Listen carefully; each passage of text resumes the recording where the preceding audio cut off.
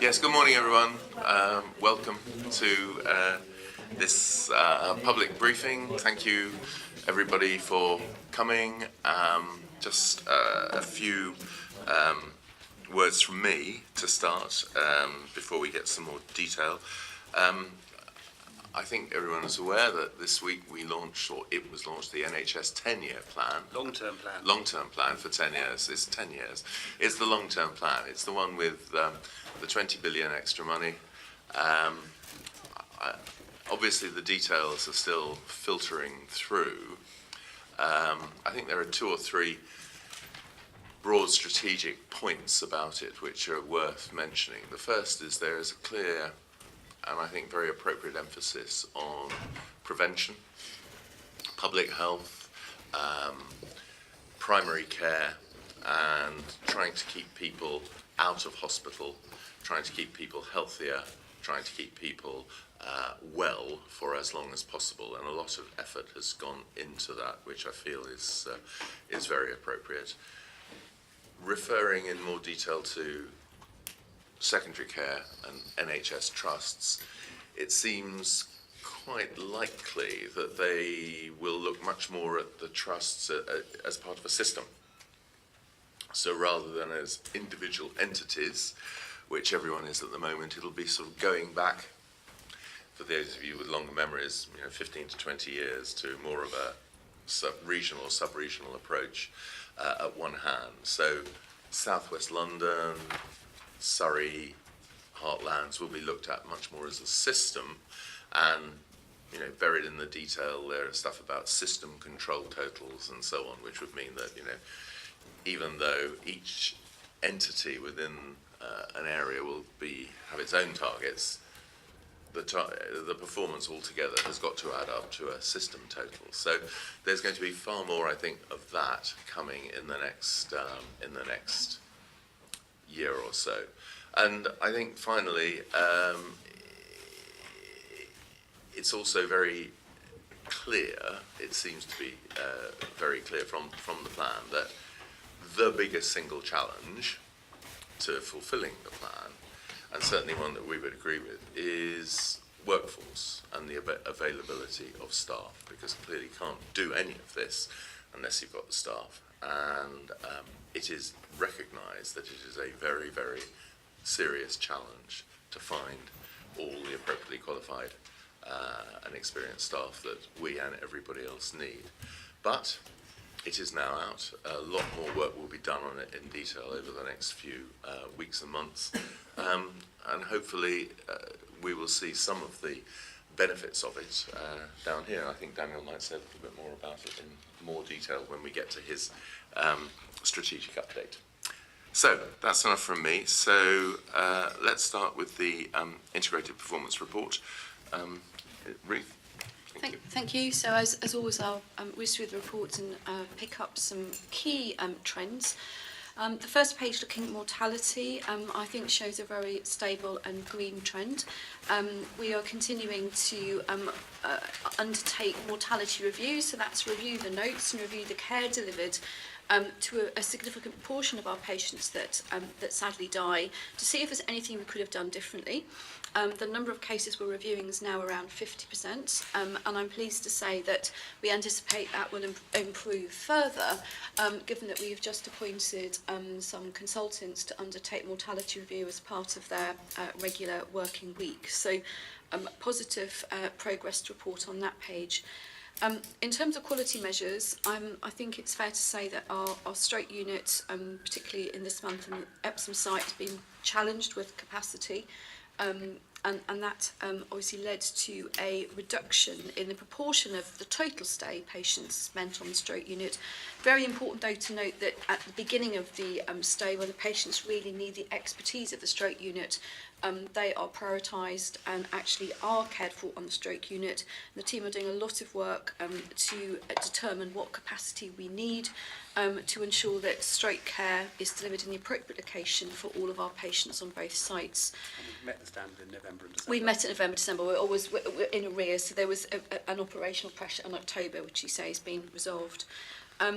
In terms of our progress with VTE, I think frustrating is the word that summarises the in-month position. The target is 95% and we were at 94.9%. So we have done a lot of work, and actually we have seen a general upward improvement in our trend with VTE, and are changing processes to make sure that as far as possible they're done ahead of admission for patients having elective care. And then in terms of dementia, Arlene may want to highlight the fact there's a new Trust Dementia Steering Group and Strategy, which amongst its remit will have to improve dementia screening. Yeah, no, absolutely. It's about improving the whole pathway for patients with dementia. And so the strategy group will be looking at that, improving assessments, but also improving the care delivered. The pathway to improve the care is what we're looking at.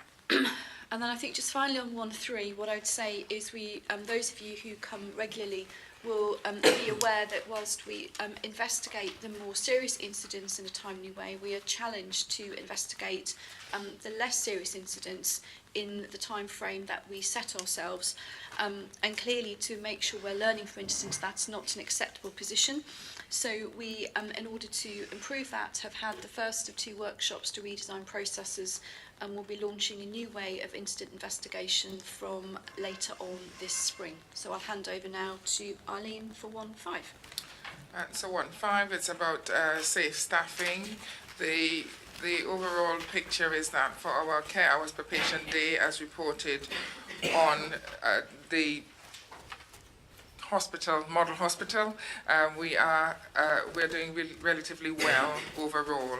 The story internally is that our day fill rate for registered nurses was down in November, as was our day fill rate for HCAs, and the day and the night actually. I think overall, as I said, the message still continues that we are slightly better than our peers in terms of nursing and HCAs working with us.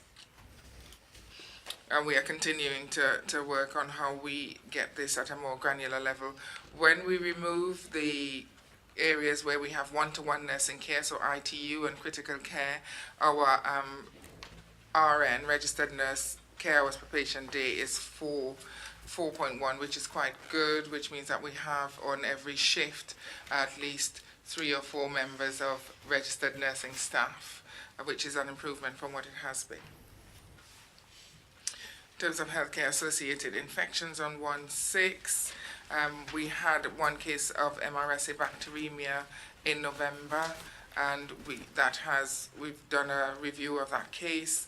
It was a skin infection. I think there was some learning around us doing the swab earlier in the patient's admission, but apart from that, the treatment and everything else was as it should have been. C. diff, we are on trajectory to stay within the numbers that we need to for this financial year. On maternity care, so cesarean sections have gone up slightly, and that is due to balancing the risk between the outcome for the baby and actually doing the cesarean sections. We have had a slight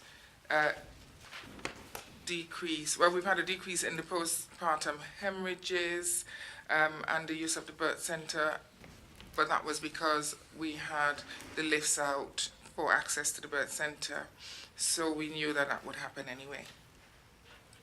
And our 3rd and 4th degree tears in October was down. It was a slight increase in November. We have had a review of all of the cases. There are no suggestions that it's any particular member of staff or any practice issues. It just happened.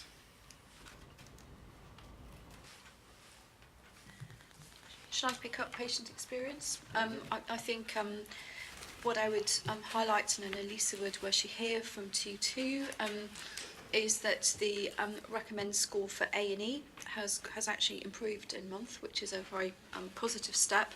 That there is still a concern around whether we are actually getting all the information and responses we could from within maternity. and because there are several points in the maternity pathway where women are surveyed, they're looking at whether that could be streamlined at all, because there is a concern that women are asked multiple times about the care, and actually if there is a way of streamlining and asking the same question less frequently, that would optimise our feedback. So I think that's the key thing really to pick up in terms of friends and family. And then I think moving on to PALs and complaints, you see 486 contacts from PALs in November, which actually is a reduction from the previous year. And I think our view is that actually enhanced opening and presence of PALs is really helping people make sure they can have issues dealt with in a timely way. Complaints, you just need to look at the complaints graph and see how the numbers oscillate. And I think in November there were 36 new ones, down from 66 in October. But as I say, there was quite a lot of monthly variation in that metric, and really maintaining the trend of an improved complaint response time at 85.7% a month, which is a fantastic achievement. I'll hand over to Dan. Okay, in terms of our operational performance, taking cancer first, remembering that we report cancer a month in arrears, so this is the performance for September. We had a really successful month. So for those patients waiting for their initial cancer diagnostic appointment, we saw 96.5% of people within 2 weeks, which is really impressive. And I think that's even more, for October, this is even more impressive when you take into account the huge jump in referrals throughout October. So if you look at the chart on the right, you'll see not only how high that number is, but also how much higher than it was last year and higher than it's been further in the year. So this is the teams absorbing a huge amount of pressure very well. In terms of our decision to treat first treatment, we continue to achieve well against that. And probably the most important standard, the 62-day standard, in terms of how quickly we're able to start people's definitive treatment within 62 days of referral from a GP. Again, we achieved 90%, which is one of our highest performances across the year, which is, again, really impressive. If you head to the bottom right-hand corner of the chart, the thing I'd draw your attention to are urology and skin, and bearing in mind that this is the number of people we treated, not just the number of people we saw. So to have achieved that standard against a really high number of treatments, I think is really impressive, and we're aiming to embed some of the changes that we've made over the last year. If I move on to elective care, which is the 18-week referral to treatment standard, our performance has started to creep up. It's improved by nearly a percentage point from October to November. But the most important part, and the part we're held to account over, is the overall size of our waiting list and the size of the backlog. And both of those reduced in November, the backlog particularly significantly. The early indications are for December that we are holding the majority of the gains that we've made, which, given the Christmas pressures, is quite impressive. We've achieved the diagnostic standard, and I think our inpatient length of stay remains broadly within ARC. We're getting a lot more patients through our operating theatres, and that's what's leading to some of the pressures there. But again, if you look at November, there's nobody who, unfortunately, we may have had to cancel who we couldn't get back within a month for hospital-based reasons. So we are starting to improve the process it through our operating theatres. Moving on to the hospital emergency access standard, which is page 2.5. The Trust's operational performance took a dip in October and November. We've retained our position relative to the rest of London and broadly relative to the rest of the country.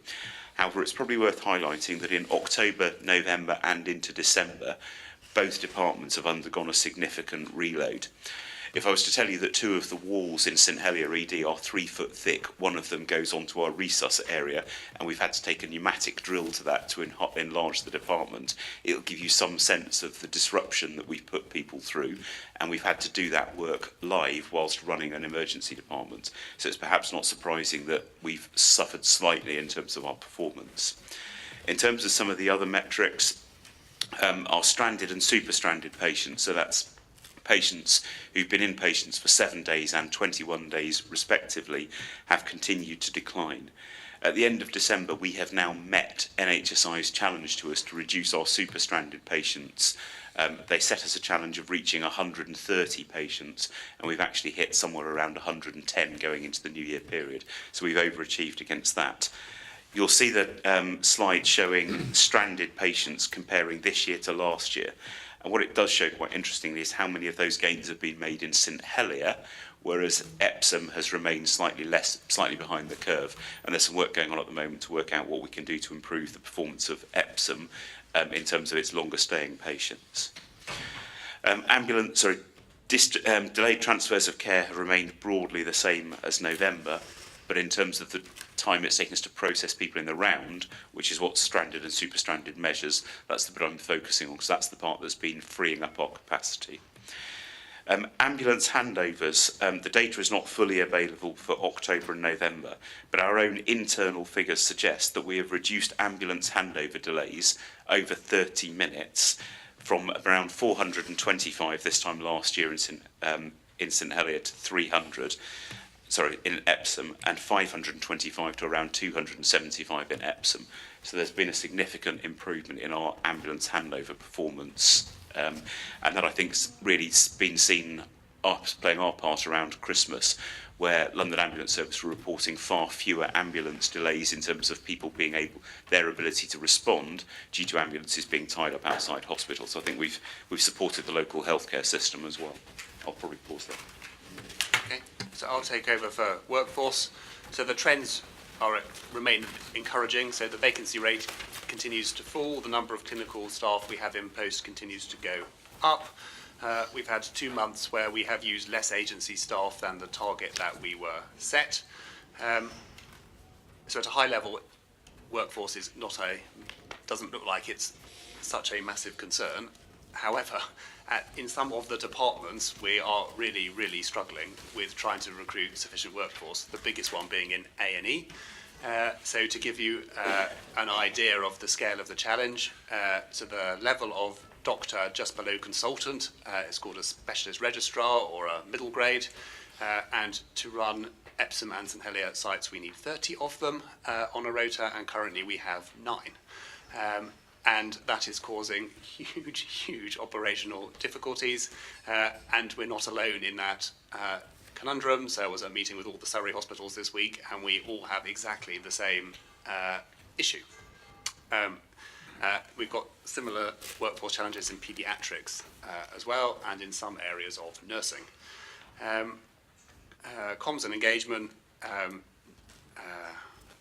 normal, nothing out of the ordinary to report. And finances, in November, we did a bit better than the deficit target we were set. Mostly that was because we got a bonus for having a very safe maternity service. And so there was an assessment made by the NHS Resolution. So they're the people who pay out when it goes wrong. And they asked every maternity unit to demonstrate that you're really safe. And we were able to say we met all the criteria. Some of the other hospitals in the country said they couldn't, and as a result we got paid a bigger bonus because they didn't get their share of that money. So that's a good news story. The capital spend looks like it's slightly below plan, but Trevor is he'll spend it all by the end of the financial year. There are just some profiling of some of the schemes. So that's the money bit. The corporate risk register is just here in its entirety. Happy to answer any questions on it when we get to that point. Okay, I think that does the performance report, Lawrence. Yep, thanks very much. I think there are a number of very encouraging factors there. And one of the interesting things coming out of it just reminded me of coming out of the 10-year plan is a sort of an aspiration that perhaps, and this I think relates to areas of shortage, that perhaps in the future senior medical staff won't be quite so sort of super specialised. In that they only do one very very well-defined area, and that there will be a push towards being perhaps more general, so that they could do 2 or 3 different things. Is that right, Ruth? I think it's. I mean, it's true in certain areas, and I think in medicine, general medicine is an example where over the last sort of 1 or 2 decades, people have become very specialised. And now if you practice as a dermatologist, as an example, you don't have the skills to actually take place and look after general medical patients, whereas now the aspiration is you will maintain those core skills, which is absolutely the right thing. And so we have a larger pool of skilled workforce. Important also that a document talks about really developing a new innovative workforce and using nurse practitioners, physician associates and lots of other groups of staff that we're already really starting to see the benefits of working with. Good. Right, Dan, do you want to talk about the land disposal? So let me introduce it and then I'll hand over to Trevor. So I'm sure nearly all of you will remember the very large meeting we had a few months ago where we had to go to the lecture theatre to talk about the issue of our land sale. And we gave a couple of commitments in that meeting about the land sale. And one of the commitments was that we would demonstrate transparently that if we do sell the land, and if the long-term answer for the future of Epsom and St Helier is to build the new acute facility at Epsom, that would be possible. And the clinical commissioning groups who are doing the programme about the future of Epsom and St Helier commissioned a specific piece of work to answer that question, and it is complete, so we thought we should share it with you. Over to Trevor. Okay, thank you. So I think it's important that this was an independent review. Now, the report that you've got in hand is from a company called ADP, and they're a architect company. They worked on behalf of Turner & Townsend, who were commissioned to undertake the independent report. So the work that they've undertaken is, first of all, to look at, under the Improving Healthcare Together, what actually, if Epsom Hospital was the primary location for the critical care facilities, what would the size and the actual existing estate, what would be required to provide that facility. So the first piece of what they've done is undertaken that and looked at the sizing of that facility. And through the drawings, probably from phase 2 drawing of the Epsom Primary, you'll see the front of the hospital, which is in effect Headley Wing, Epsom KC. That would require demolition, and then part of the car park as well would actually be where the new facility would be built. So there is a requirement for around a 14,000 square metre facility to provide that increased capacity. The report then goes on how those services can be relocated and the facility can be built there, and also the requirement for a multi-storey car park that's highlighted in effect on the existing triangular surface car park. I think the for us is that there's a detailed, I mean, this is very much a summary of what they've done, but there's a detailed phasing mechanism, and they've also undertaken the work around how could you undertake a new build of that size within the constraints of the site when actually we dispose of part of the land at the rear of the site. And they've undertaken all of the construction and feasibility work of how they could construct and build that without it needing additional land. So I think in effect the report summarises that actually following that piece of work they do not see that the actual development would be compromised from the actual proposed land disposal on the rear of the site. And the last thing I would add is they also concluded that our work, which said that the right place on the site to build the new facility would be the front, and actually it would be the wrong place to put it at the back anyhow. Yeah, I think it's important in terms of how it links into the hospital, in terms of A&E, in terms of diagnostic services and no inpatients. It's important that it links up to our core buildings, Wells Wing, Bradbury and Denby, which are the newer part of the site, rather than being disjointed and having a large corridor to link the facilities together.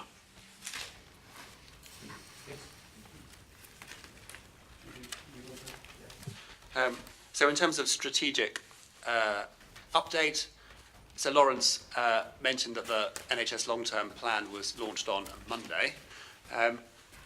So we were very busy on Monday because nationally they were looking for hospitals that were already doing some of the things that were in the long-term plan to use as exemplars of this is what the future will look like. And one of the hospitals that was identified nationally that the media could come to was this one, Epsom. and that's because of Epsom Health and Care, where we can demonstrate that the huge join-up we have achieved between the hospital, all of the GP practices, the county council and the community health provider has delivered a 6% reduction in admissions for the over 65s, a reduction in, for the people who you have to admit, of a one-day length of stay. But really importantly, the team, which now has almost 100 clinicians in it, can now look after between 30 and 35 patients a day at home who would have otherwise been in hospital. So with that kind of billing, both Channel 5 and Sky decided to feature Epsom Hospital as the main example on their news bulletins on Monday of good practice. So it was quite fun having quite a lot of media around talking about something that was actually really positive. Channel 5 put all their news on YouTube, so you can go and see the report. And there's a great patient called Ronnie who was saying what great care he had had from the Epsom Health and Care team. So that's one bit of strategy. Another bit of the jigsaw puzzle of how do we get a completely integrated health and care system. We've spoken about the fact that we formed a consortia of all the local providers to bid for the community health contract for Surrey Downs. We had won it, and then one of the partners decided they didn't like the answer, so put in a legal challenge. And we were about to find that we were going to the High Court next month to go and have a massive procurement dispute. However, I'm really pleased to say that we resolved it within the NHS, and the consortia is back to as it was to do the bid. And from the 1st of January, the integrated Dorking, Epsom and Elmbridge Alliance took over the running of community services in Surrey Downs. And the plan is that for April, we will have done a huge mobilisation to put in a new model of care, which will integrate, or the beginning of the integration of the community staff with primary care staff and the hospital staff in reaching into practices in a completely different way. And we've also now begun the full mobilisation of the Sutton Community Health contract, which also starts on the 1st of April. In a bit of a first for us, we're going to do a joint director appointment with the London Borough of Sutton to run the community services, because they are responsible for the children's services and we're responsible for the adults, and we think it'd be much better if it was all under one leadership structure. So that's very good news. The Sutton Health and Care bid for the sexual health contract for the London Borough of Sutton, which is currently run by Chelsea and Westminster, and we should hear the result for that for next week, but the omens are looking quite good. So that's all in the integrated care space. In the urgent care space, the start of January has been really, really hard. A lot of very sick people, and it feels a bit like it did last year. Hopefully it won't last so long as last year. We just submitted our flu vaccination data yesterday for to the end of December, and the target the NHS set was for 75% of staff to have the vaccine, and we delivered 75.02% against a London average of 54. So we've done much, much better. And can anyone think of any other strategic? That sounded very operational. That well, no, I think it's important. It's just moving our trust away from being a purely acute trust to an acute and community trust, which we essentially by 1st of April will have done. I think it's very important in terms of the long-term context, because, as I was saying earlier, the emphasis is going to be on prevention and work in the community, and I think that it's going to be difficult for trusts that don't actually have very, very strong links into their community, into primary care, to be part, if you like, of the NHS vision as it moves forward. So I'm very convinced we've done exactly the right thing to do this, but it will be a change for us. How many extra people will come and work with us now? So in the Sutton space, between 300 and 400 staff will TUPE to us. And in the Surrey Downs space, most of the staff will remain employed by Central Surrey Health, but we're getting the money that pays for between 400 and 500 extra or additional clinical staff. So in a sense, our workforce will have gone up by 20% by doing those two things. Good. Thank you. Right, now we've got a little time before the rest of the non-exec directors return from doing their 15 steps walks about various parts of the hospital and report back to us. So I'd like to take your questions now, and then when they come back we can go back to their report back. So who'd like to start? Beth. You're talking about selling off your own house, but have you thought of where the staff could live? You say you can't get staff, but I've been speaking to lots of people, and they say if there was accommodation on site, you know, they would probably come and work here, because accommodation in Epsom is very, very expensive. You have to invest to you know, get these things, and if there was accommodation here, they're on site, they haven't got to travel. If it's snowing, what are you going to do in the winter if it's bad this year? You have no accommodation for the staff to stay in overnight, unless they stay in the daycare unit or something like that. So I think it's a bit short-sighted to not think of staff accommodation. I mean, have staff got accommodation at St Helier? So, so Beth, I think to say that we've got no staff accommodation is not correct. The Trust will continue even after the land disposal to have over 100 units for to house staff on the Epsom site. So we have the Woodcote Lodge facilities, which is owned by the St Kilda Trust, but we lease that facility long term.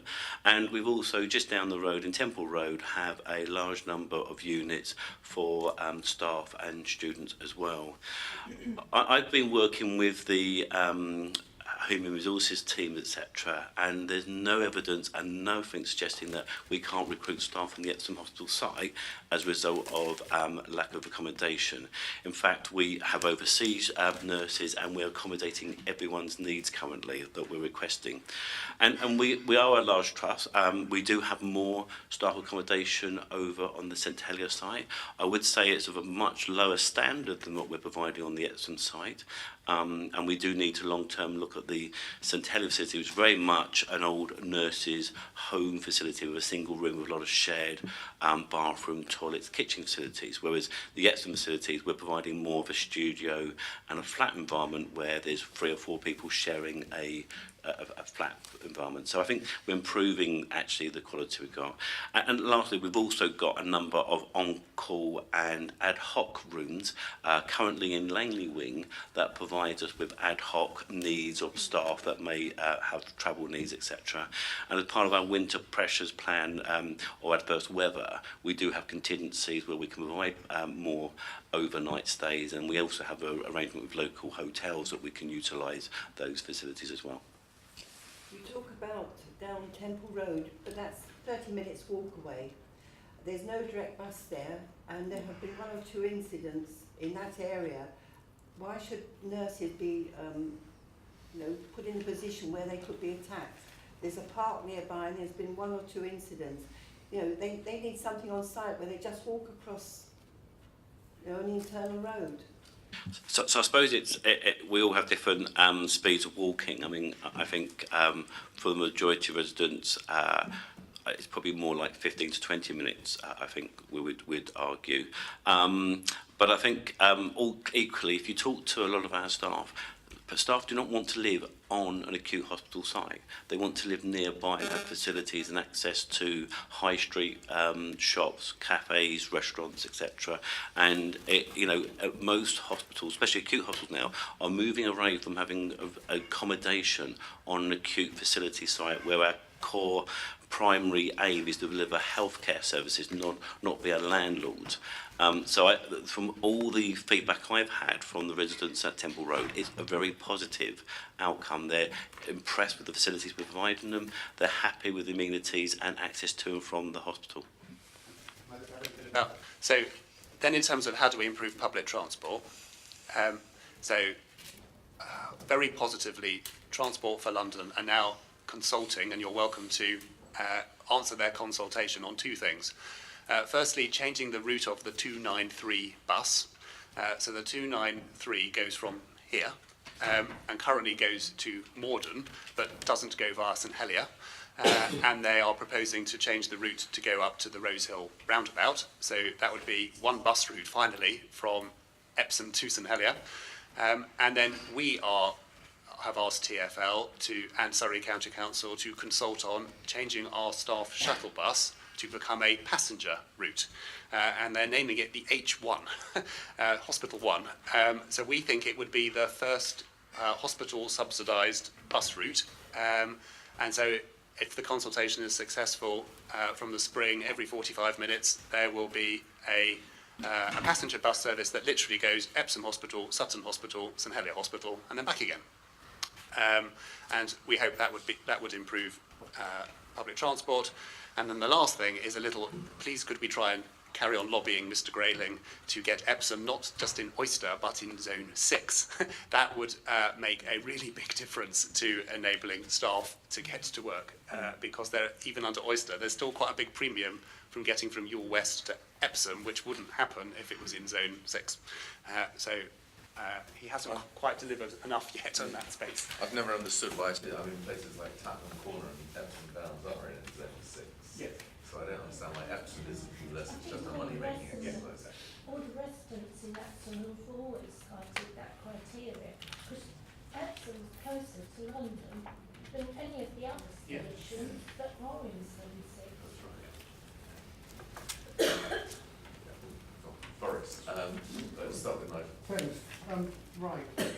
I'm sure you're aware that last week the BBC did an analysis of the performance of the trusts in the country. And unfortunately, I've stupidly left my version of it home. But from memory, I think the Epsom and St Helier Trust was number 37 out of round about 170. I think it's something about that. Yeah, all of which is actually not negative, but it's also not totally positive. And my question really is, what is the board going to do, assuming this is a correct measure, right? Let's take that as a, sine qua non. What's the board going to do to escalate us up into the top 10? No, I start, you join in. So I think there's a few factors. So, as I said earlier, we know that some of the performance over the last quarter has been affected in part because of the rebuild of the two emergency departments taking life. I think the biggest driver is our staffing conditions at the moment. So we've done a reasonably detailed piece of demand capacity analysis about how many we think we need. And we know that we are unable to have as many, particularly middle grade decision-making doctors on duty every day as we would like. And that's tied also to emergency nurse practitioners who are the regular workforce, I call them alternate workforce, but they're entirely standard in terms of emergency departments, who deal with many of the minor streams. And we're running at about 50 or 60% permanently recruited. And if I was to give you the data about how many shifts we get filled by using bank and agency, you get up to about 80 or 90%. But there is no doubt that our staffing is playing a significant part in contributing to reduced performance. The third factor is tied to some of the geography of the estate, and I won't rehearse those arguments here. And the fourth part is making sure that we are continually evolving our operational practice in light of national best practice. We've just opened the surgical assessment unit in St Helier. We've opened a medical assessment hub on the ground floor here, which reflects what we've done in St Helier. And those are already starting to bed in, so I think we'll see more of an impact. But they allow you to pull patients through and potentially see them on the day and send them home, knowing that they've got the reassurance of somewhere they can call back and come back to.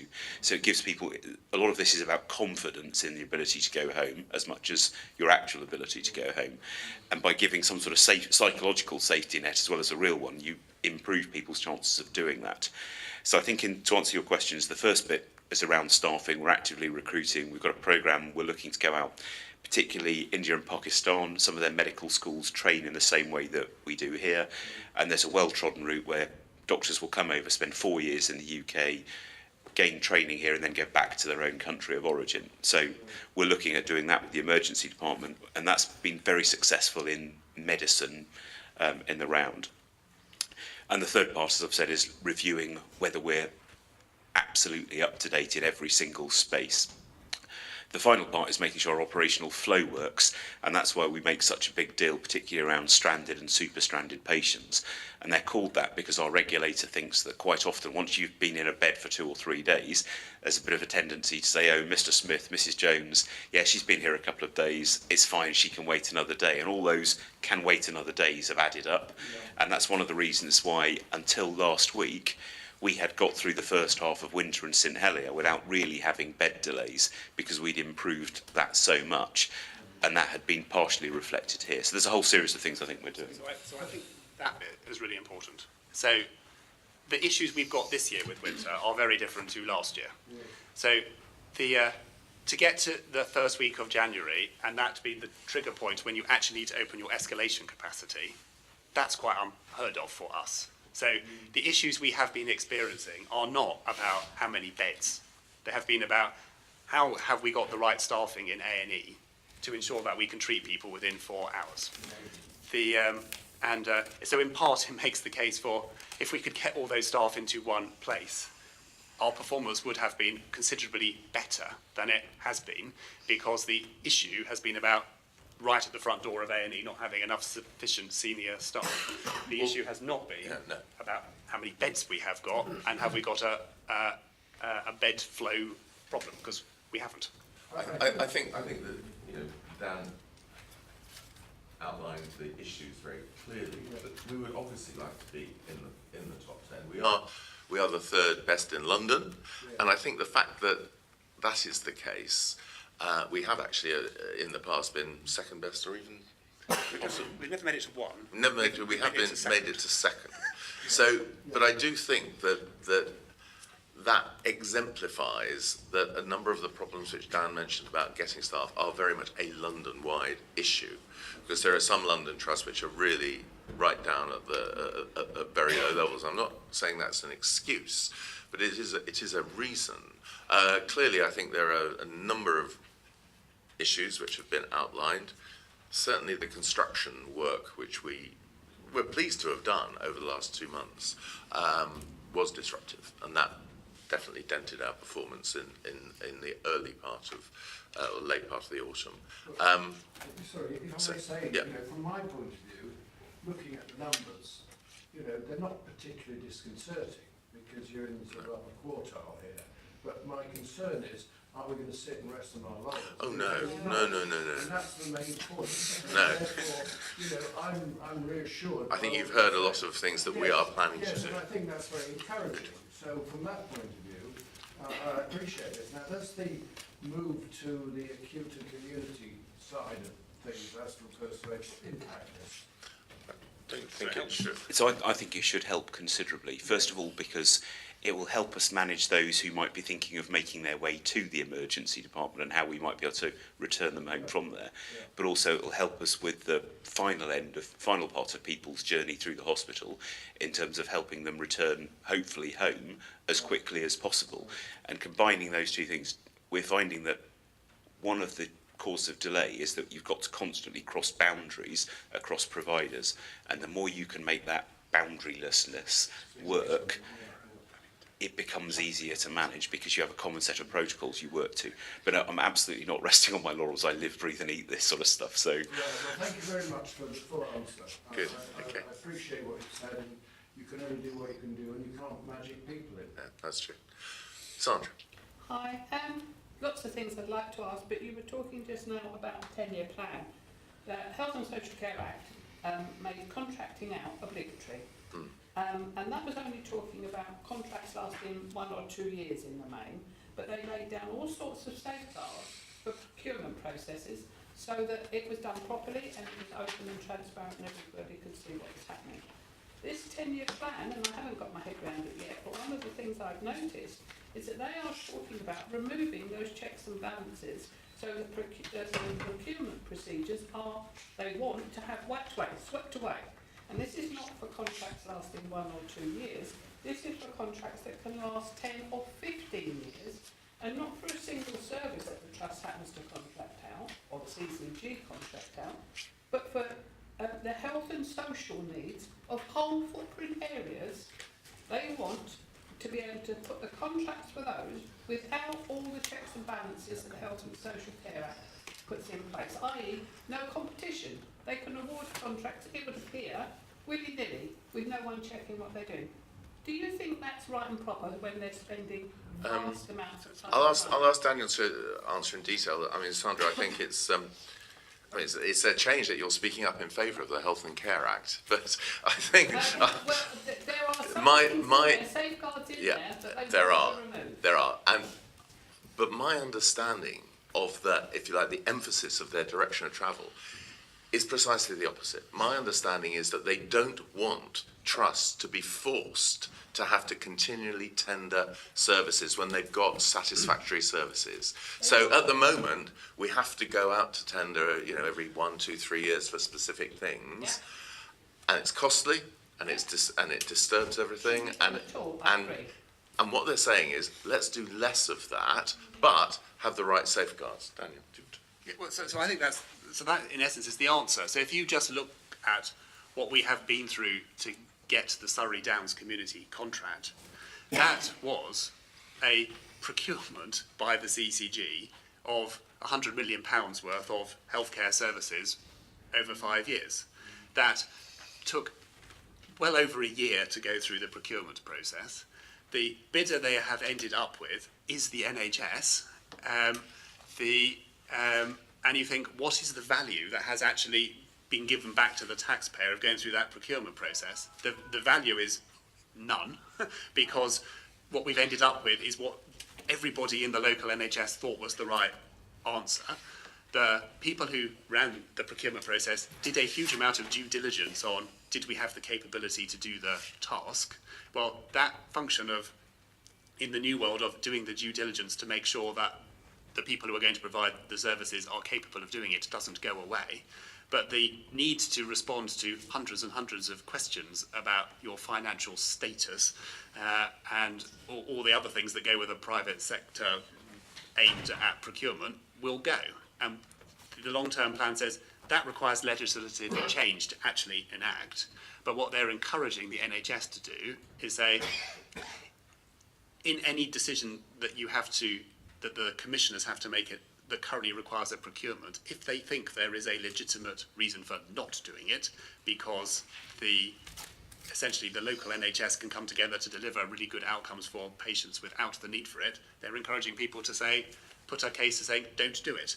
Now, clearly, until the legislation changes, someone else could challenge that, but the aim is to try and reduce the cost of getting to new models of care. So I totally agree that the Health and Social Care Act introduced something like 30 billion of costs a year simply on the procurement process, and that is an appalling waste of money, and we would have a much better health service if we weren't doing outside procurement.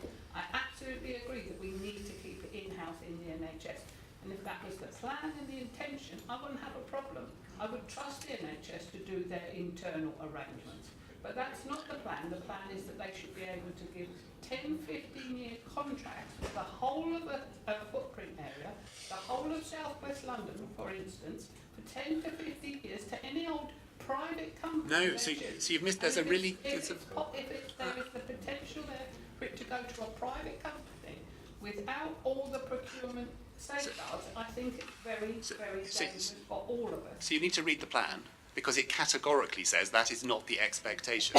It categorically says, it actually writes after that, our expectation is that those services are provided by the NHS. Expectation. So, what? So the. I'm not going to trust an expectation. I want rules, please. Yeah, but, so if we get to the legislative change, then you'll get the rules. I cannot see any part of the NHS doing what you have just said about giving there would be such difficulty in doing that operationally. There are already lots of court cases right now where people are challenging the very process we're talking about. ACOs they're called, or you can call them ICS, but they're the same thing. Whole areas where all the health and social care is provided by one provider, and that could well be United Health or all the other private companies. There are legal cases going on right now trying to prevent this. So in the way they have constructed the ICSs, so integrated care systems, they are made up of all the statutory bodies in the NHS. So they're not made up of the private sector. This week, Well, and for years going forward for the foreseeable future, because do you know what? The NHS exists and it's just had a £20 billion injection of money into it. So I think we can be, our local commissioning groups got their allocations for the next 5 years yesterday. Surrey's got 6% increase for funding for next year. Sutton's got 5.96%. This is really... less than previous years. No, it's double previous years. It is a really, really good news for the long-term future of the NHS. One of the key issues of any trust performance is making sure that you've got adequate staffing and very good staffing. And from what you already said, you've already got a big problem here, in line with the national problem of getting adequate staff. There are various ways of resolving that, one of which Bess has touched on, making sure that Epsom is a more attractive place to work because you have on-staff accommodation. The other thing, and going back to the old Epsom days, of course you sent off parties for recruitment to places like the Philippines, Malaya, and so on to get these people in. It's been touched on that there are plans to send people, as I understand it, recruiting to India. I just wonder what your specific plans are in order to address this very serious problem, which is, as I say, not just your problem, it's a national problem, but a little bit more detail of what steps you've already taken to resolve this very big problem. So we're doing loads, okay? So take the 500 EU nationals who we have on our employment now. So we've agreed to pay for all their EU settlement fees so that the Brexit issue is not a big deal, right? We have the best part of 200 nurses who we are currently paying for one form or another of their training so they can get better qualifications. Next week we are interviewing for advanced nurse practitioners. We have 2 posts. We have 9 applicants. We're working with Health Education England about how can we recruit all 9 if they were appointable.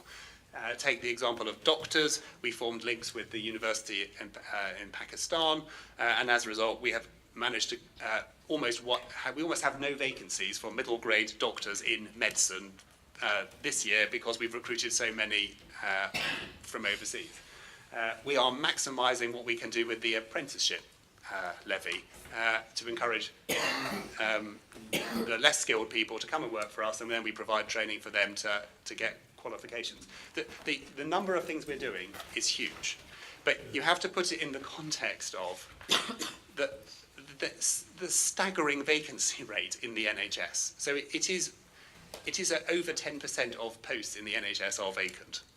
That's well over 100,000 empty posts.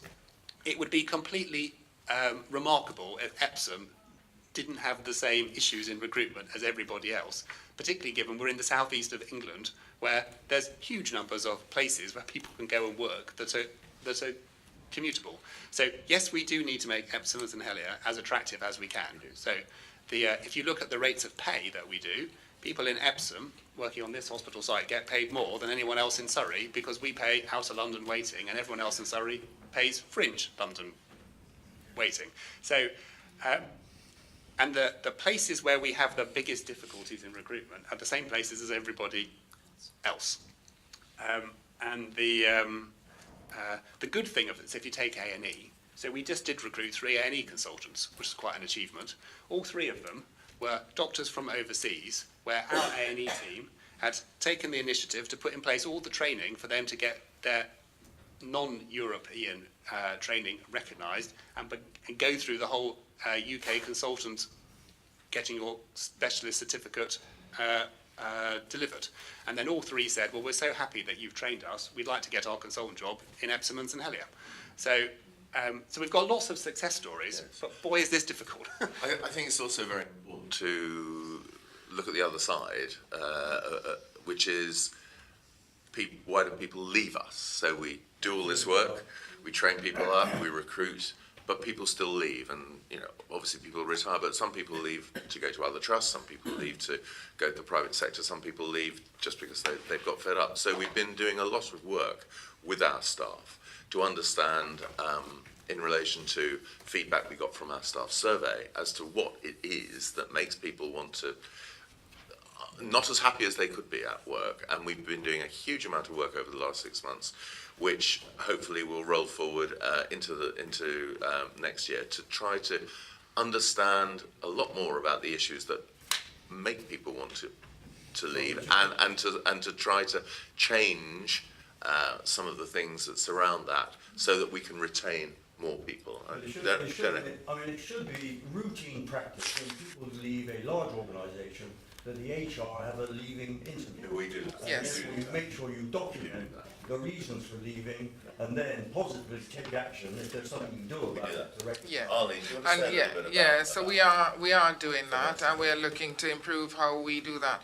In fact, we're looking to get one stage earlier, so that when people even declare their intention to leave, we meet with them to look at if there is anything that we can do to prevent them from going before they do leave.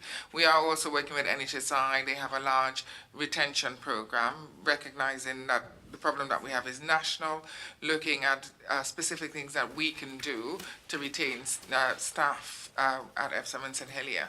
So there is a lot, as everybody said, going on now. Okay. Just one other quick bit. I'm on very thin ice here because I didn't have time to read it properly.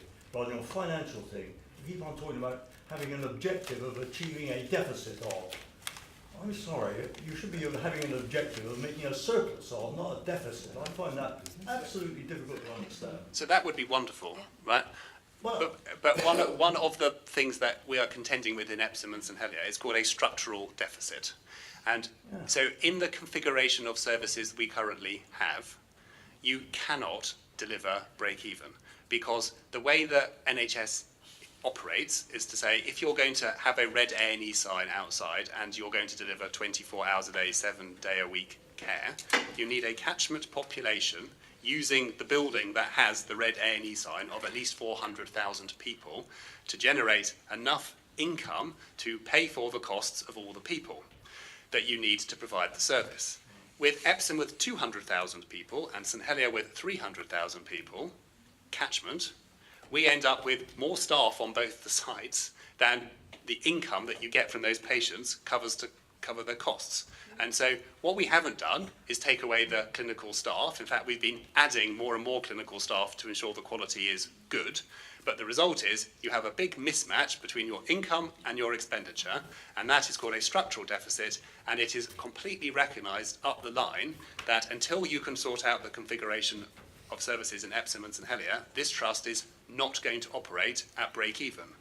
And there are lots of consequences for us of not being able to operate at break-even, which we need to resolve. I'm sorry, but you could suggest maybe you got your budget wrong in the first place and should have set the budget differently. There's an expression, not failure, but low aim is crime. You're aiming too low, guys. Every year, obviously, we make a budget. We agree it with our regulator on an annual basis. And for the last 3 years, we've hit that budget. We've met that budget. We intend to meet it and hope to meet it, expect to meet it this year.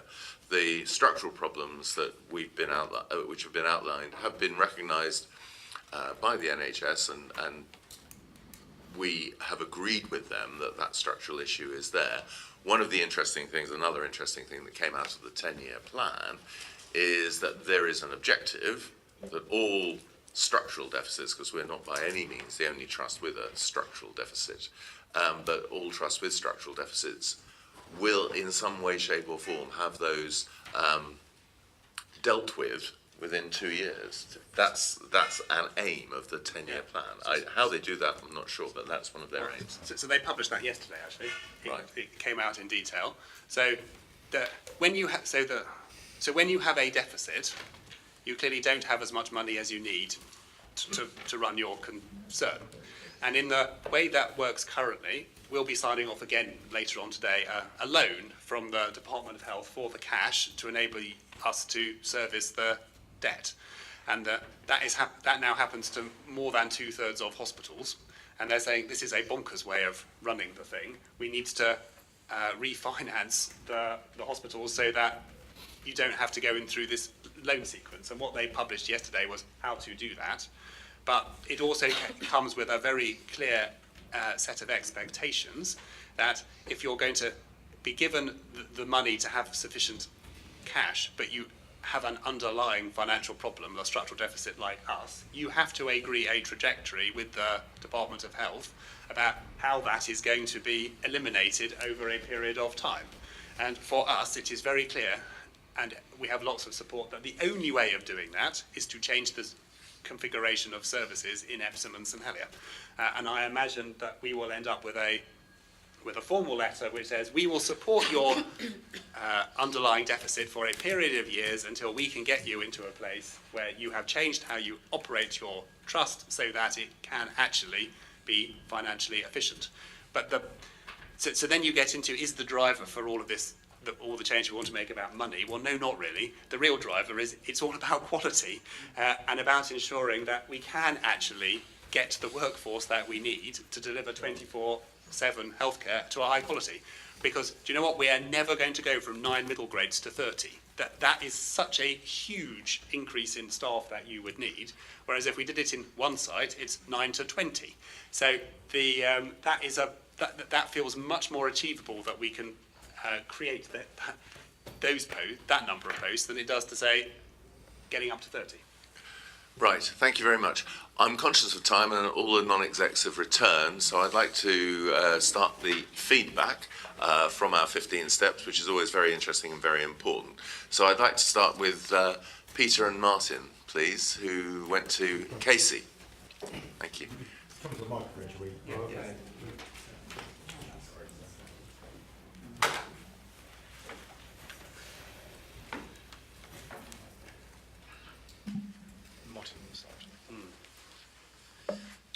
So we went primarily to Casey Ward, which is a children's ward. I'd describe it as being, had definitely had an atmosphere of being quiet and calm and efficient.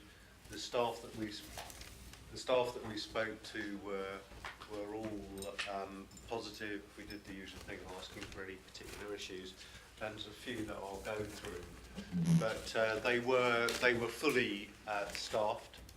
And they described the morale and work environment and so on as being positive.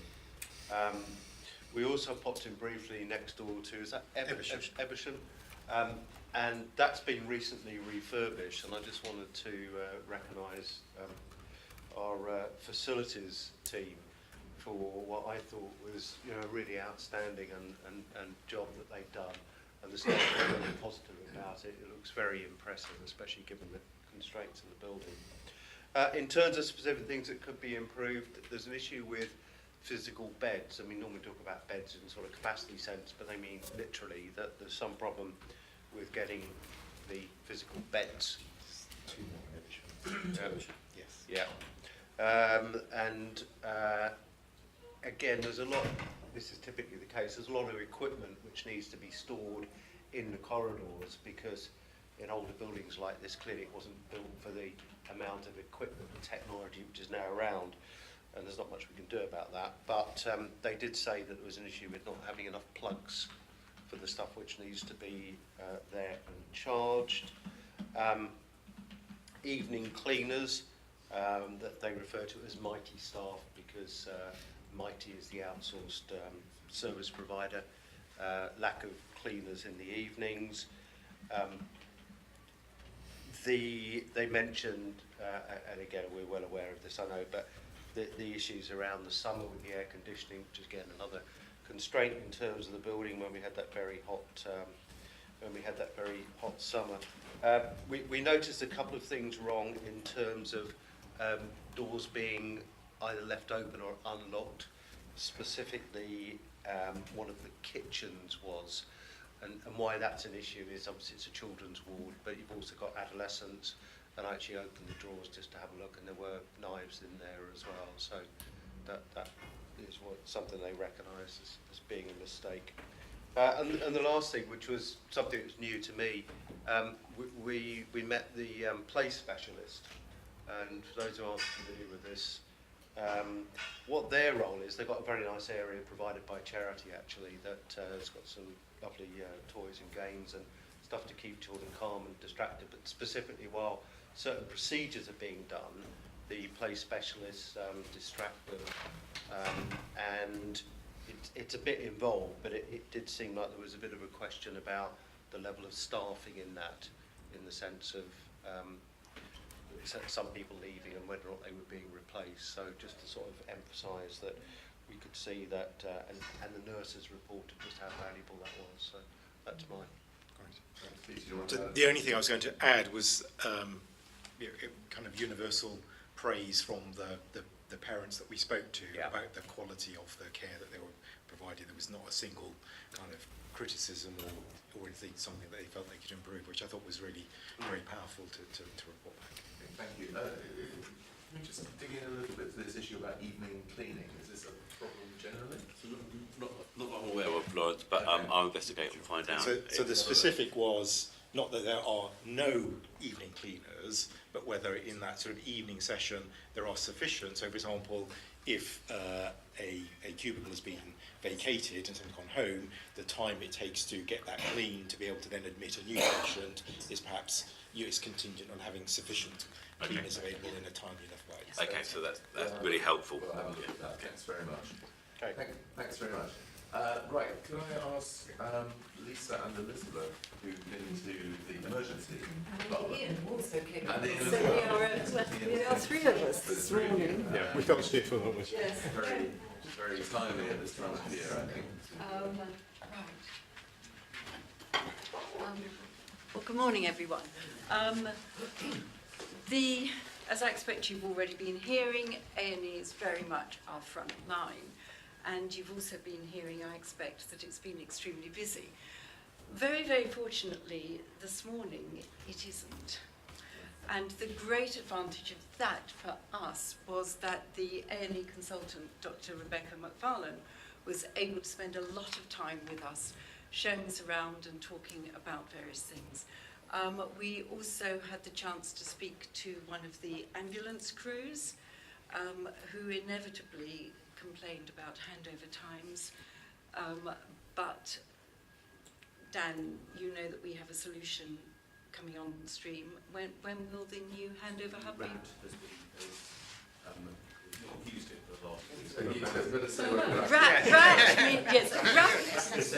Triage area. But one of the things we were briefing was that over the last 3 months compared to the same period last year, we've reduced our ambulance delays in half an hour by 25%, and that progress is still improving. And the VRAT will also make another step change to that. We help. I had met Dr. McFarland about 6 months ago, and she very much remembered the visit that Daniel and I paid to her then. And she reminded me that I'd asked her then what was her top of her wish list, and it was more space. Well, in that 6 months, we have certainly delivered that for her. I don't know how many people have actually visited the A&E facility, but it has changed radically in its configuration and infrastructure in that time. This time, top of her wish list would be more psychiatric liaison, because between midnight and 8 o'clock in the morning, there is nobody available, she tells me. Oh, that's interesting. Because last week, 2 weeks ago, just before Christmas, we agreed to fund that for the rest of the winter. Well, so we need to chase up with Surrey and Borders about where they've got to in implementing that. Absolutely. Because it hasn't happened, and it is very much top of her wish list at the moment, because the number of children presenting with self-harm and all this kind of thing is just rising considerably. The other item she mentioned is that occasionally the machine that analyzes bloods is quite temperamental, and this is such a critical part of the diagnostic procedure that if it stops working in the resus room, people have to run up and down to ICU to carry out this procedure. And it is so critical that they take people's bloods and they get an analysis within a few seconds.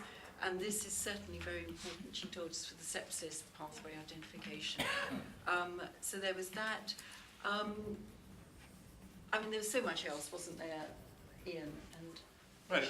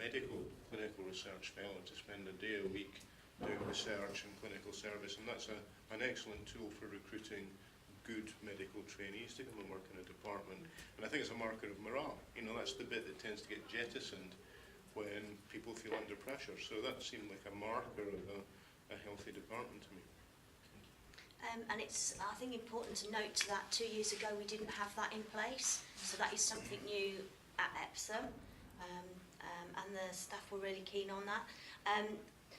They talked a lot about the surgical transfers and how well that was working with St Helier, and how they are seeing particularly the new assessment area, we call it SACO, but the new assessment area has made a big difference to how they transfer patients over to St Helier, and the fact that patients are going straight to see the consultant that they need to see without having to bypass and go through A&E, and they thought that was really a great improvement to a patient pathway. We talked to some of the nurses who reiterated what we've already heard in terms of the nurses being challenged in terms of their numbers. They're one down today, one RN down today, but they talk about skill mix and about how they make it really important to try and give the best care possible. What was really fascinating to see, which you don't ask the question, but if you look and observe, was there was a lot of the nurses going through and checking stuff this morning. So you could see them actively checking the trolleys to check the right stuff was on there. They were checking each other's work. There was lots of work with the drugs, as well as talking to the patients that were there.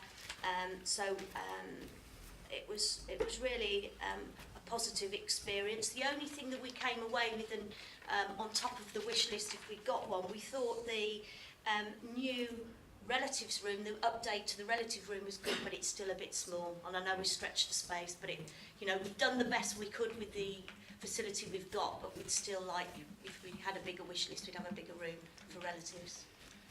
Thanks very much. I think it's really broadly encouraging. Clearly we need to follow up with Surrey and Borders, because we do have an agreement with them that they do supply psychiatric liaison 24/7. So that needs to be followed up. And also the blood, is it a blood testing? Blood gas analyzer. Blood gas analyzer? Yeah, I'll check that. Okay, can you check that out? Thanks, George. And Lawrence, did you know that this was actually my second visit of the morning? Daniel, did you, in your briefing, mention the new outpatients department? How did I forget that? I think you should. Well, as I was walking in this morning, I was captured by Daniel and Trevor, who said, "Come and see our new outpatients department," which opens on Monday morning. And as you know, we have something close on 1 million patient interactions a year, and nearly 90% of those patient interactions actually happen in the outpatients department. So it's very, very important that we have a good environment there. It's a brand new department. It's got 30 consulting rooms. It's got a really very nice dedicated waiting area. It's got IT screens up that will give all sorts of information. It's got a phlebotomy room. It's got some treatment rooms. And it's going to be a huge step change from what people have seen before. So well done. some of you might even have been born in it, because it was the maternity unit at Epsom from a very long time ago. And then it became geriatric ward, elderly care wards, and then it became derelict for, we reckoned, about 15 years when we were trying to tot it up yesterday. So when they started refurbishing it, it had trees growing through the ceiling that had planted themselves on the roof. So £2 million later, it's going to be a state-of-the-art outpatient department for Epsom. So excellent. Good. Thank you. So finally we have James, who went with Pat and Richard to Buckley ward. Yes. Yes, so we went to Buckley, which is a medical ward in this building, a couple of floors up. It's a big ward, male and female, and a number of us have been there before. Sorry. And a number of us have been there before. I think some of you in the room may well know this. It's very full at the moment, and the staff there, James will say more about the staff views about what's going on there, are quite pressed, I think. The nursing numbers were down one registered nurse this morning, and that apparently that's not uncommon. And they sometimes lose HCAs to other wards because presumably their patients are not deemed to be as acute in need as other wards that are also short. But the staff clearly don't like that, because that means that they haven't got the numbers to care for the patients in the way that they would like. There were one or two things that we did notice which maybe had been missed because of the staffing situation. So there were a couple of hand gels that were empty. The numbers at the entrance of staffing was not up to date. But on the other hand, when I talked to a number of patients, the patients' feedback was extraordinarily good, and clearly they may be short-staffed, but they are still providing compassionate care. So, as an example, one lady that I spoke to who didn't appear to have her call bell in reach, which of course is not as it should be, I asked her about this, and she said she didn't need it, she didn't use it because the staff were always in there, she didn't need to. So, that's a very nice bit of feedback, although probably should still have the call bell in case something happened. And another patient said her treatment had been marvellous. She wouldn't add to that, she just said it had been marvellous. And the third patient, who has been in for quite a long time, a gastric patient, she did say the only thing that she would like is not to have cottage pie every day, because apparently that's the only thing she can eat. So I think that is something that we really should do something about, because I wouldn't want to eat cottage pie for 3 weeks. What would you say, I mean, just out of interest, what would you say the average age of the patients on that ward is? Oh gosh, I'm not very good on it. Elderly. Elderly. There was a patient who was probably younger than me, but most of them were significantly older. Right. Okay. So the ward, it's a medical ward, but there are two medical teams. One of the teams are the gastroenterology team, so patients with liver disease or gastric problems. And the other half of the ward is a diabetes and endocrine team, but the nature of the patients on the ward are that most of them are quite elderly, and a lot of them had been in hospital for a long time, so a lot of it was about planning the discharge. There are a couple of environmental things I just want to bring up. I think it's a fairly cold January day and the ward was hot. There was a lack of ventilation, and the ward clerk mentioned that the ventilation wasn't working, and she wondered whether anything could be done to help that. And that she also mentioned that either all the lights were on or all the lights were off. There was no halfway house, which seemed a bit of a shame. The ward definitely felt calm, but I think both from a nursing and a medical staffing level, I sensed some concern. So the nurses clearly expressed a wish for better staffing levels, and they recognised the challenges with recruitment, but they were also eager for their own development to be supported, which might help with their retention. But I was a little bit more concerned about the medical staffing, I spoke to one of the youngest doctors, who qualified in the summer. She'd previously worked on the acute medical unit where she felt very supervised, and there was a lot of consultant leadership, and that she thought the staffing was very good. But on this ward, she felt she looked very stressed. And I think the perception from the junior doctors was that they didn't see as much of the senior doctors as they would have desired. And after the board meeting, I'll have a conversation with the clinical director to check on the frequency, particularly early in the mornings, for the consultants to make sure that there's clear ownership of all of the medical problems on the ward and supports in terms of the tasks that the junior doctors need to undertake. And I think these two teams of doctors also look after outliers on Swift ward, and because it's winter and the hospital is full, they've got a bigger job than they would normally have. To counter that, there was a more experienced doctor, one of our registrars, who has worked through many winters in many different hospitals, and he felt that this was typical for a winter, but that aside, the more junior doctors definitely felt under pressure and stressed.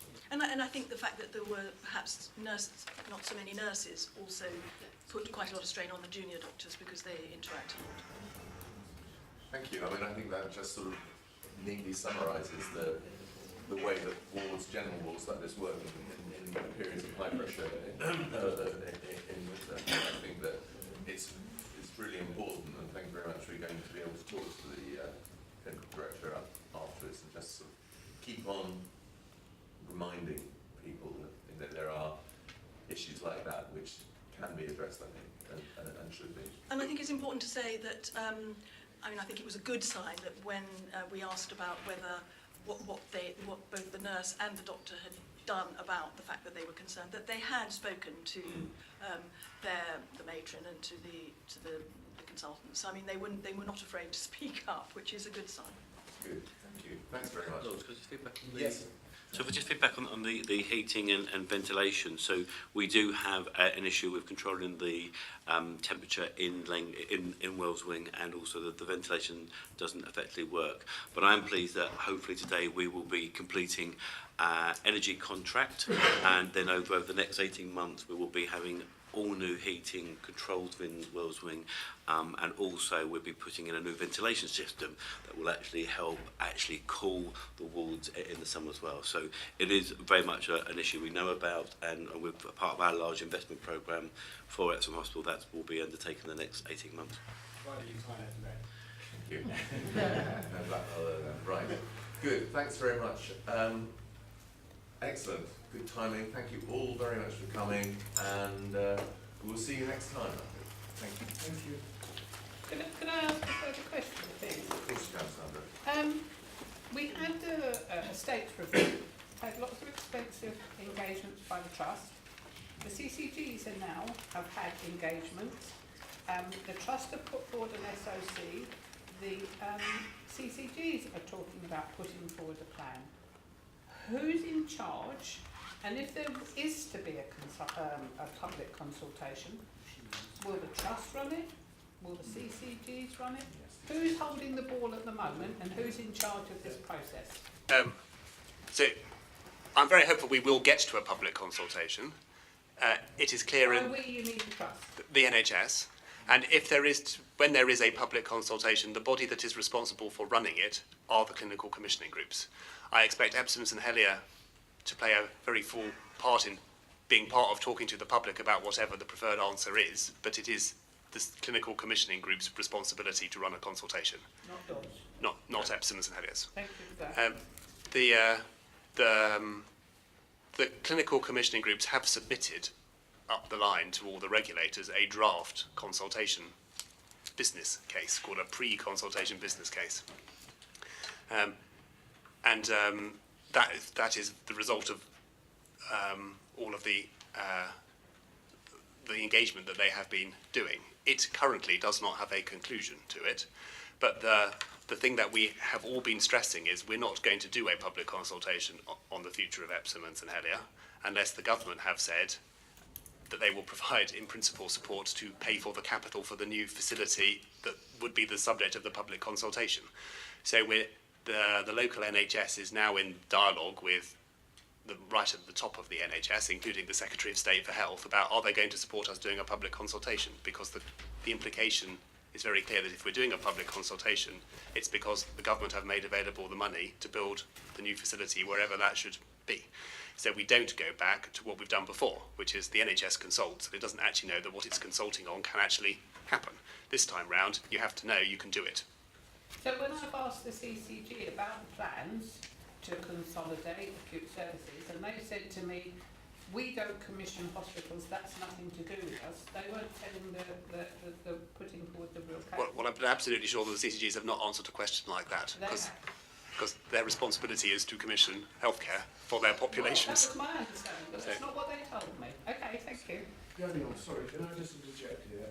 Your understanding is exactly the same as mine. I've been quite active, as David will tell you, as chair of the SRG, in this whole remit. And I'm understanding that it's probably June now that this consultation will be put out to the public from the CCGs under the aegis of NHS England or whoever, and that will be a process which has to be done after the elections in the borough here in May because of the timeline. Yeah. And those consultations, I think, will be in a 3-month period or thereabouts. And during that time, the public, everybody who's at all interested, will A, be made very aware of the documentation surrounding it, and B, will be actually encouraged to respond. And I think after that period, responses will be distilled, evaluated, and it will be at that point that a decision will be made. And that will include the money you just talked about being predicated. I don't think that money actually is got to be on the table prior to the consultation, but you may correct me. So everything you said was completely correct, apart from the last bit, which is the money does have to be potentially available before the consultation happens. Yeah. I understand. Thank you very much for that. Yeah. Some David, yeah. confusing information in this page. Unfortunately, it's not numbered, but it's in the phasing summary viability report. Primary, and you've got 3 columns. Sutton Hospital, no works. A list of stuff at Epsom. Several questions relating to this.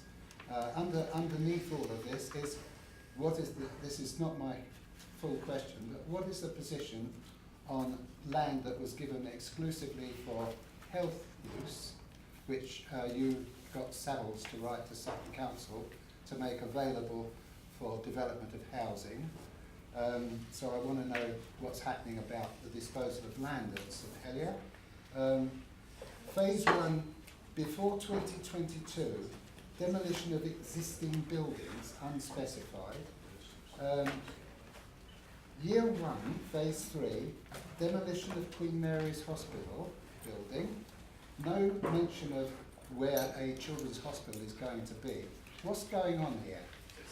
So you're reading the column which says, if the site of the new hospital is going to be at St Helier, how do you make that happen? No, if you're talking about you're on the St Helier part of the document.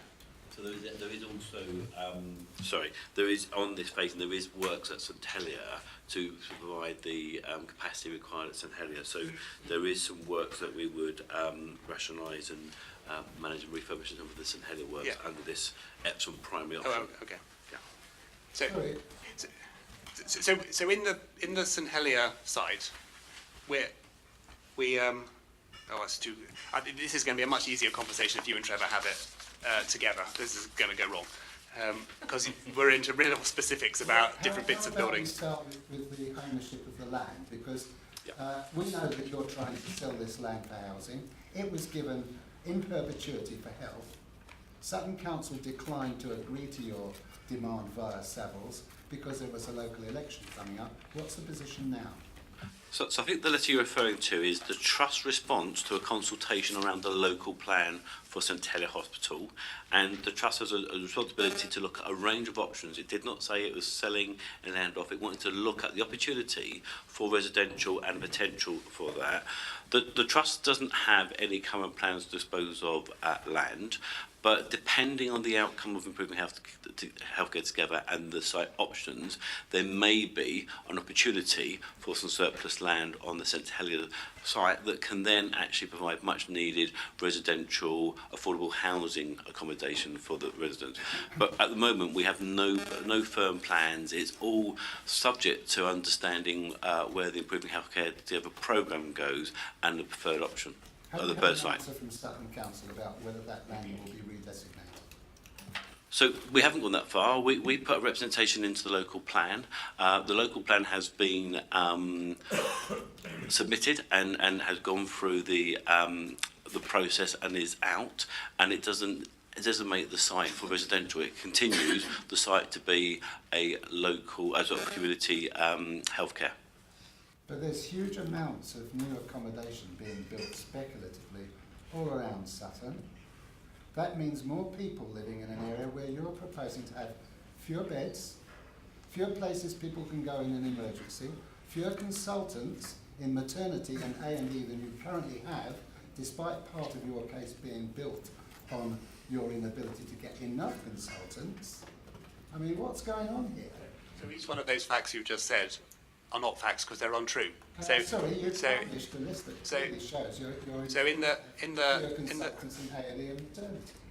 In the work that the CCGs have been doing, we'll have more consultant workforce than we currently do. We'll have more beds. So what the thing that is in black and white is what we wrote in the strategic outline case, right?